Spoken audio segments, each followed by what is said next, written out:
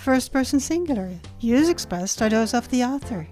Steve Pleich reflects on President Trump's ideas about mail-in ballots. For many years, President Trump has made false allegations regarding the integrity of mail voting.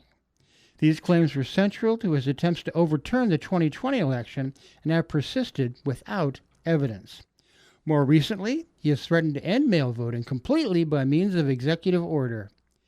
In a fictitious interview on the subject, I asked Mr. Trump to clarify his position. These were his responses. Calling mail-in ballots a total disaster, Mr. Trump went on to say that there were all kinds of studies showing a direct link between mail-in ballots and votes cast. Furthermore, he said, whenever you have mail-in ballots, there's been widespread cases of voting, and he vowed that he wasn't going to let that happen.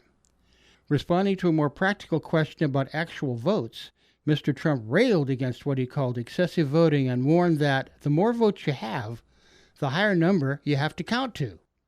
Said he, when I took my cognitive test, I had to count to 20 without taking my shoes off, and that was no walk in the park. And now you're telling me there's somebody out there who can count into the millions? Give me a break. I've cast my vote in person every year for as long as I can remember.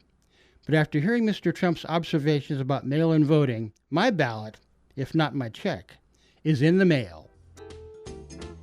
Steve Pleich is a registered Santa Cruz voter and an unregistered political satirist. If you would like to share your opinion or stories, send 240 words to First Person Singular at ksqd.org. For First Person Singular, I'm Matilda Rand.